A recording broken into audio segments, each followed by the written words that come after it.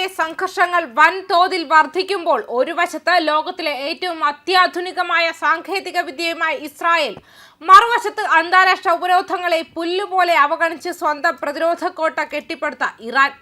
ഇത് വെറുമൊരു പോരാട്ടമല്ല, മറിച്ച് രണ്ട് തന്ത്രങ്ങളുടെ ഏറ്റുമുട്ടലാണ്. ഇസ്രായേൽ ഗുണനിലവാരത്തിലും നൂതനമായ ഇന്റലിജൻസിലും വിശ്വസിക്കുമ്പോൾ ഇറാൻ വിശ്വസിക്കുന്നത് തങ്ങളുടെ അതിബൃഹത്തായ ഉൽപാദന ശേഷിയിലാണ്. ആയിരക്കണക്കിന് വില കുറഞ്ഞ ഡ്രോണുകളിലൂടെ ശത്രുവിന്റെ കോടികൾ വിലമതിക്കുന്ന വ്യോമ പ്രതിരോധ സംവിധാനങ്ങളെ ശ്വാസം മുട്ടിക്കാൻ ഇറാന് സാധിക്കുന്നു എന്നുള്ളിടത്താണ് വിജയം ഒളിഞ്ഞുകിടക്കുന്നത്. ആകാശത്തെ ഈ അദൃശ്യ യുദ്ധത്തിൽ ആരാണ് യഥാർത്ഥ വിജയി എന്ന ചോദ്യങ്ങളും ഉയരുന്നുണ്ട്. ഇറാന്റെ ഡ്രോൺ സാങ്കേതിക വിദ്യ ലോകത്തെ അത്ഭുതപ്പെടുത്തുന്നത് അതിന്റെ അതിജീവന ശേഷി കൊണ്ടാണ്. കടുത്ത അന്താരാഷ്ട്ര ഉപരോധങ്ങൾക്കിടയിലും അമേരിക്കയുടെ അത്യാധുനിക RQ-170 സെന്റിനൽ ഡ്രോൺ പിടിച്ചെടുത്തത് വിജയകരമായി റിവേഴ്സ് എഞ്ചിനീയറിംഗ് ചെയ്ത ഇറാന്റെ ബുദ്ധിശക്തി നിസ്സാരമല്ല. ഇത് സെയ്ഗെ ഷാഹിദ് 171 എന്നീ കരുത്തുറ്റ ഡ്രോണുകളുടെ വികസനത്തിലേക്ക് നയിച്ചു. ഇറാന്റെ മൊഹാജർ 6 ഒരു തന്ത്രപരമായ അത്ഭുതമാണ്. 12 മണിക്കൂർ തുടർച്ചയായി പറന്ന് നിരീക്ഷണം നടത്താനും കൃത്യമായ ആക്രമണം നടത്താനും ഇതിന് ശേഷിയുണ്ട്. ഇറാന്റെ വ്യാവസായിക മികവ് തെളിയിച്ചുകൊണ്ട് ഈ ഡ്രോണുകൾ ഇന്ന് പല രാജ്യങ്ങളിലേക്കും കയറ്റുമതി ചെയ്യപ്പെടുന്നു. ഇറാന്റെ ഏറ്റവും മാരകമായ ആയുധം ഷാഹിദ് 136 ആണ്.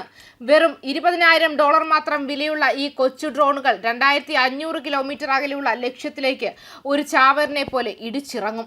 ഇസ്രായേലിന്റെ അയൺ ഡോമിലെ ഒരു മിസൈലിന് $50,000 അധികം വില വരുമ്പോൾ അതിനേക്കാൾ പകുതി വിലയുള്ള 100 കണക്കിന് ഷാഹിദ് ഡ്രോണുകളെ ഒരേ സമയം അയച്ച ഇസ്രായേലിന്റെ സാമ്പത്തിക ഭദ്രതയെ തകർക്കാൻ ഇറാന് സാധിക്കുന്നു. ഈ സാമ്പത്തിക അസമത്വം ഇസ്രായേലിനെ ഇരുമ്പ് ബീം പോലുള്ള ലേസർ പ്രതിരോധ സംവിധാനങ്ങളെ കുറിച്ച് ചിന്തിക്കാൻ പ്രേരിപ്പിക്കുന്നു. അതേസമയം ഇസ്രായേൽ ആഗോള ഡ്രോൺ വിപണിയുടെ 60% കൈയടക്കി വെച്ചിരിക്കുന്ന വൻ ശക്തിയാണ്. അവരുടെ ഹെറോൺ TP ആകാശത്തെ ഒരു ഭീമനാണ്. 45,000 അടി ഉയരത്തിൽ 30 മണിക്കൂർ പറക്കാൻ ഇതിന് കഴിയും. 1000 കിലോഗ്രാം ആയുധങ്ങൾ വഹിക്കാൻ ശേഷിയുള്ള ഈ ഡ്രോൺ ദീർഘദൂര ദൗത്യങ്ങളിൽ അപരാജിതനാണ്. ഇസ്രായേലിന്റെ ഹാരോപ്പ് എന്ന ഡ്രോൺ ശത്രുവിന്റെ റഡാർ സിഗ്നലുകളെ വേട്ടയാടി നശിപ്പിക്കുന്ന ഒരു ബുദ്ധിമാനായ വേട്ടക്കാരനാണ്. ലക്ഷ്യമൊന്നും കണ്ടെത്തിയില്ലെങ്കിൽ സുരക്ഷിതമായി താവളത്തിലേക്ക് മടങ്ങാൻ കഴിയുന്ന ഹാരോപ്പ് ഇസ്രായേലിന്റെ സ്വയം ഭരണശേഷി വിളിച്ചോതുന്നു. എൽബിറ്റ് സിസ്റ്റംസിന്റെ ഹെർമിസ് 9000 ഇസ്രായേൽ വ്യോമസേനയുടെ നട്ടെല്ലാണ്. ഇസ്രായേൽ തങ്ങളുടെ ഡ്രോണുകളിൽ കൃത്രിമ ബുദ്ധി സംയോജിപ്പിച്ച് ലക്ഷ്യങ്ങൾ കൂടുതൽ കൃത്യമായി കണ്ടെത്താൻ ശ്രമിക്കുമ്പോൾ ഇറാൻ ശ്രദ്ധ കേന്ദ്രീകരിക്കുന്നത് ഉൽപാദനത്തിന്റെ എണ്ണത്തിലാണ്.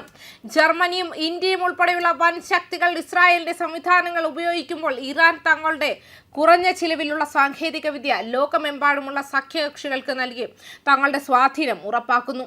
ഗുണനിലവാരവും എണ്ണവും തമ്മിലുള്ള ഈ വടംവലിയിൽ ആകാശത്തിന്റെ ഭാവി ആരുടെ കയ്യിലിരിക്കുമെന്നത് പ്രവചന അതീതമാണ്. ഈ ഡ്രോൺ യുദ്ധം വെറുമൊരു ആയുധ പോരാട്ടമല്ല, മറിച്ച് മാനവരാശിയുടെ യുദ്ധചരിത്രത്തിലെ പുതിയൊരു അധ്യായമാണ്. ഇസ്രായേലിന്റെ അത്യാധുനിക സാങ്കേതിക വിദ്യയെ തങ്ങളുടെ എണ്ണമറ്റ ഡ്രോൺ കൂട്ടങ്ങളിലൂടെ നേരിടാൻ ഇറാൻ കാണിക്കുന്ന ആർജവം ലോകത്തെ യുദ്ധതന്ത്രങ്ങളെ മാറ്റിമറിച്ചിരിക്കുന്നു. ഉപരോധങ്ങൾക്കിടയിലും ഇറാൻ നേടിയെടുത്ത ഈ കരുത്ത് അവരെ ഡ്രോൺ ലോകത്തെ ഒരു പ്രധാന ശക്തിയാക്കി മാറ്റിയിരിക്കുന്നു. ആകാശത്തിന്റെ ഭാവി ഇനി നിർണ്ണയിക്കപ്പെടുക റഡാറുകളിൽ നിന്നും രക്ഷപ്പെടുന്ന ഈ അദൃശ്യ വിമാനങ്ങളിലൂടെ ആയിരിക്കും. സാങ്കേതികതയുടെയും അതിജീവനത്തിന്റെയും ഈ പോരാട്ടത്തിൽ ഇസ്രായേലും ഇറാനും ആകാശത്ത് പുതിയ അതിരുകൾ രചിക്കുകയാണ്. നിഗൂഢതകളും ആകാംക്ഷയും നിറഞ്ഞ ഈ ഡ്രോൺ യുദ്ധം ആഗോള രാഷ്ട്രീയത്തിന്റെ ഗതിയെ തന്നെ മാറ്റിമറിക്കുമെന്നത് തീർച്ചയാണ്. ന്യൂസ് ഡെസ്ക് കർമ്മ ന്യൂസ്.